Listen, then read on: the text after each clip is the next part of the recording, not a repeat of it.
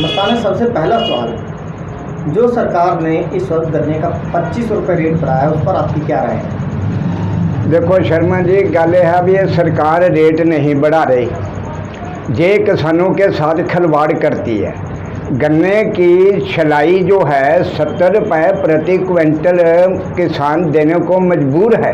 मजदूर जो है वो 70 रुपये क्विंटल, 80 रुपये क्विंटल तो छलाई लेता है गन्ना की। मेरी राय ये है शर्मा जी कि कम से कम 500 रुपये प्रति क्विंटल गन्ने का मूल्य सरकार दे तो किसान को बचता नहीं है कुछ भी, लेकिन ये हैगा कि उसका खर्चा जो है वो बराबर हो सकता है, बचता नहीं है कुछ भी। लेकिन सरकार जो है, सरकार 25 रुपये बढ़ाए हैं क्विंटल के पीछे और उधर किसान की गर्दन पे आरा चला दिया हुआ है। खाद तेज, चीनी तेज और डीजल 100 रुपये लीटर, पेट्रोल 102 रुपये लीटर।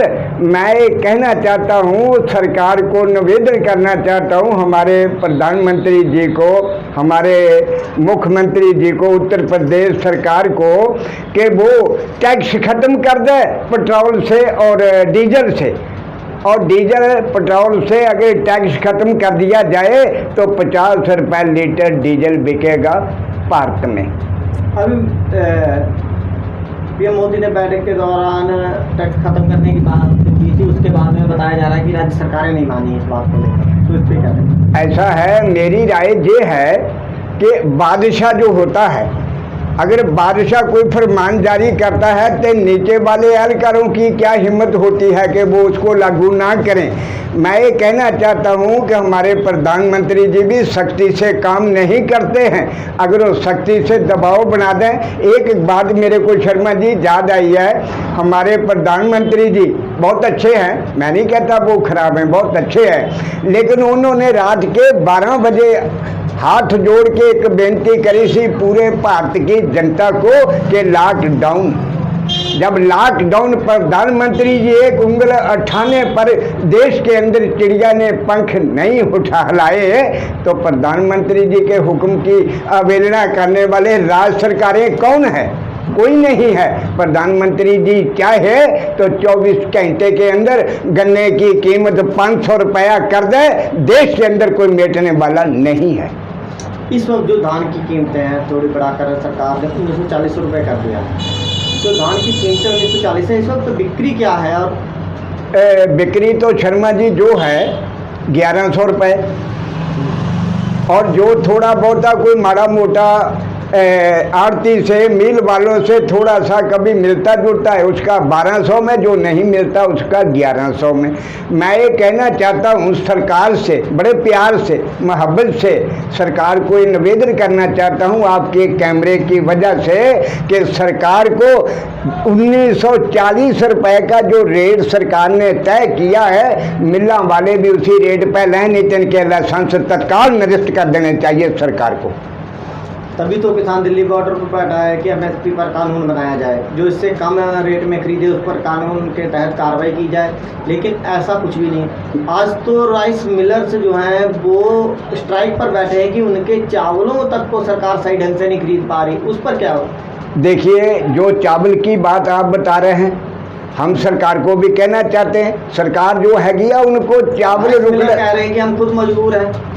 सरकार को क्या मजबूरी है? कोई मजबूरी नहीं है सरकार को, सरकार के पास तो बैलेंस है। एक ऐसे करके मुट्ठी खोल दे प्रधानमंत्री, पूरा देश मालोमाल हो सकता है। लेकिन मैं ये कहना चाहता हूँ सरकार के अंदर भी दलाल लोग हैं और मिलों वालों के दलाल रखे हुए हैं। कुछ लोग ऐसे हैं उनकी रोजी रोटी ही दलाली पर चलती है, जब वो पैसे वसूलते हैं तो इनको व्यापारियों को कह देते तो मनमर्जी से खरीदो, कुछ नहीं होने वाला है। मैं सरकार से दरख्वास्त करना चाहता हूं कि मोदी प्रधानमंत्री जी, हमारे योगी जी मुख्यमंत्री जी, गन्ना मंत्री जी सब बैठक करें और इनके ऊपर शिकंजा कस दें व्यापारियों के ऊपर कि 1940 से कम जो भी व्यापारी धान खरीदे उसकी मिल का लाइसेंस जब्त कर लिया जाए, उस पर मुकदमा लिखा जाए, उसको जेल भेजा जाए।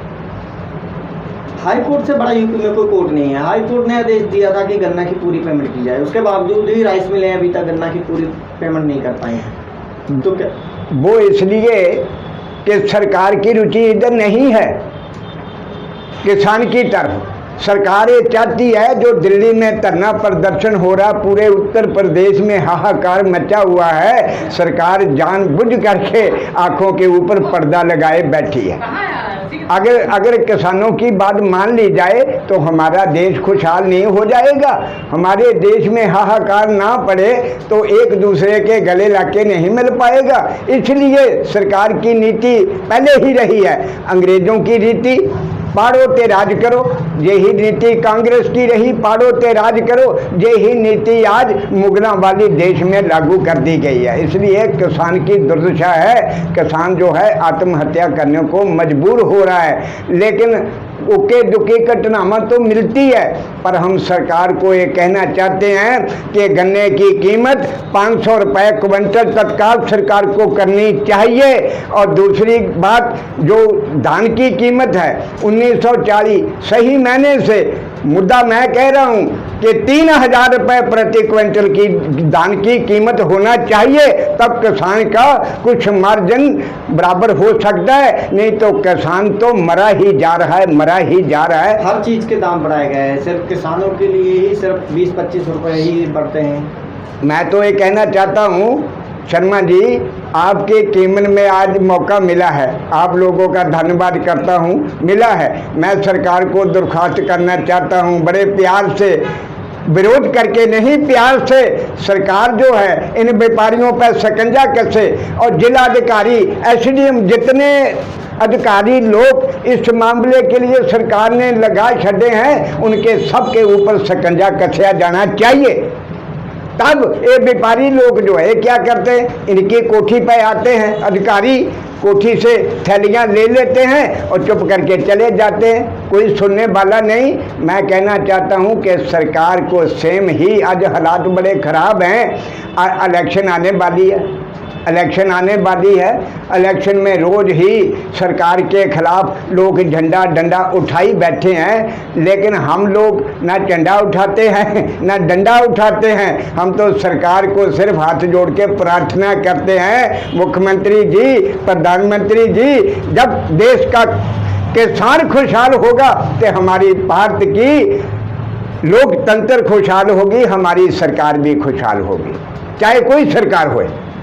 अच्छा, अगर इसी तरीके से सरकार का किसानों के प्रति रवैया रहा तो क्या अगली बार ऐसा यूपी में क्या होने वाला है? अगली बार लगता है यूपी में सरकार बन पाएगी? इसी में हम शर्मा जी अपने विचारों की पुष्टि करते हैं, किसी के बताने की या किसी की सुनने वाली बात नहीं है। मैं अपने विचारों की पुष्टि करता हूँ, क्योंकि मैं राष्ट्रीय महासचिव बनया, मुझे 50 साल हो गए हिंदुस्तान की राजनीतिक में, सब ग्रुप देखे, मिनिस्टर देखे, प्रधानमंत्री जी भी देखे।